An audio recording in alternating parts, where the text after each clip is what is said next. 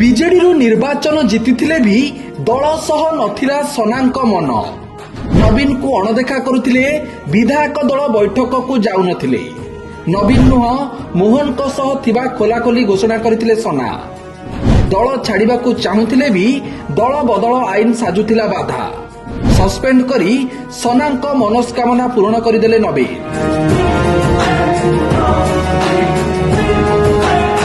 ଚମ୍ପୁଆ ବିଧାୟକ ସନାତନ ମହାକୁଡ ବିଜେଡିରୁ ନିଲମ୍ବନ ଚାହୁଁଥିଲେ।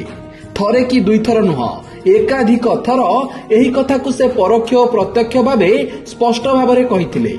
2 ଦିନ ତଳେ ତାଙ୍କ ବାର୍ତ୍ତା ଆହୁରି ସ୍ପଷ୍ଟ ଥିଲା। ସେ କହିଥିଲେ, ପାର୍ଟି ଠାରୁ ମାଟି ବଡ। ମାଟି ପାଇଁ କାମ କରୁଥିବା ମୁଖ୍ୟମନ୍ତ୍ରୀ ମୋହନ ମାଝୀଙ୍କ ସହିତ ସେ ସବୁବେଳେ ରହିବେ। ବିଜେଡି ସମୟରେ କେନ୍ଦୁଝର ଜିଲ୍ଲାକୁ ଅବହେଳା କରାଯାଉଥିବା ନେଇ ସ୍ପଷ୍ଟ କରିଥିଲେ ସନା। ଯଦିଓ ଏହି ମନ୍ତବ୍ୟ ପାଇଁ ସନାଙ୍କୁ ବିଜେଡି ନିଲମ୍ବନ କରିଛି, ମାତ୍ର ବିଜେଡି ସହିତ ନ ରହିବାକୁ ନିର୍ବାଚନ ପରଠାରୁ ହିଁ ସନା ମନସ୍ଥ କରିଥିବା ତାଙ୍କ କାର୍ଯ୍ୟକ୍ରମ ଓ ଗତିବିଧିରୁ ବାରି ହେଉଥିଲା।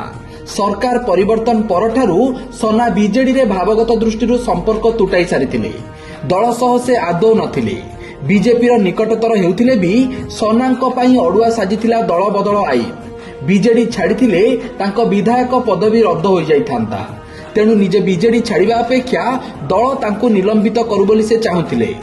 ଅର୍ଥାତ୍ ସନା ଯାହା ଚାହୁଁଥିଲେ, ବିଜେଡି ଦୀର୍ଘ 1.5 ବର୍ଷ ପରେ ତାହା କରିଛି ବୋଲି ଏବେ ରାଜନୈତିକ ମହଲରେ ଚର୍ଚ୍ଚା ହେଉଛି।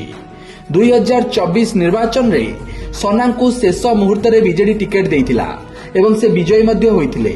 ମାତ୍ର ସେ କେବେ ନବୀନଙ୍କୁ ଭେଟିବାକୁ ଯାଇନଥିଲେ କି ବିଜେଡିକୁ ଧରାଛୁଆଁ ଦେଉନଥିଲେ। ବିଜେଡିର ପରାଜୟ ପରେ ନବୀନ ନବନିର୍ବାଚିତ ବିଧାୟକମାନଙ୍କୁ ଭେଟିବାକୁ ଡାକିଥିଲେ।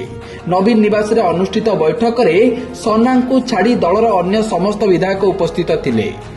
ଅସୁସ୍ଥ ଥିବା ଦର୍ଶାଇ ସନା ସେତେବେଳେ ବୈଠକକୁ ଯାଇନଥିଲେ। ସେମିତି ଗତବର୍ଷ ଫେବୃଆରୀ 12 ତାରିଖରେ ବିଜେଡିର ବିଧାୟକ ଦଳ ବୈଠକରେ ମଧ୍ୟ ସନାଙ୍କୁ ଦେଖିବାକୁ ମିଳିନଥିଲା। ପୁଣି ଥରେ ସମାନ ଅସୁସ୍ଥତା ଦର୍ଶାଇ ସେ ବୈଠକକୁ ଯାଇନଥିଲେ। ଏନେଇ ବିଧାନସଭା ପରିସରରେ ନବୀନ ତାଙ୍କୁ ସର୍ବସମ୍ମୁଖରେ ତାଗିଦ କରିବାର ଦୃଶ୍ୟ ସେତେବେଳେ ସାରା ରାଜ୍ୟରେ ଚର୍ଚ୍ଚାର ବିଷୟ ପାଲଟିଥିଲା। ସେ ବାରମ୍ବାର ନବୀନକୁ ଅଣଦେଖା କରିବା ପଛରେ ଏକାଧିକ ଚର୍ଚ୍ଚା ଲାଗି ରହିଥିଲା। ସେଥିରୁ ପ୍ରଥମଟି ହେଉଛି, ବିଜେଡି ସରକାରରେ ସନା ନିର୍ଯାତନାର ଶିକାର ହୋଇଥିଲେ।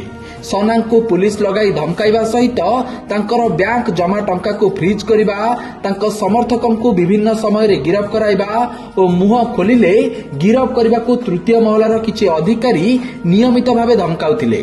ଯେଉଁଥିପାଇଁ ସନା ବିଜେଡି ଟିକେଟରେ ନିର୍ବାଚନ ଲଢ଼ିଥିଲେ ବି ବିଜେଡି ବିରୋଧରେ ତାଙ୍କର କ୍ଷୋଭ ଥିଲା। ତେଣୁ ବିଜେଡିର ପରାଜୟ ପରେ ନବୀନଙ୍କୁ ସମ୍ମାନ ଦେବା କିମ୍ବା ତାଙ୍କ ନିର୍ଦ୍ଦେଶକୁ ମାନିବା ଅପେକ୍ଷା ସେ ବିଜେପି ସହ ରହିବାକୁ ଗୁରୁତ୍ୱ ଦେଉଥିଲେ। ବ୍ୟୁରୋ ରିପୋର୍ଟ, ସତ୍ୟପାଠ ନ୍ୟୁଜ।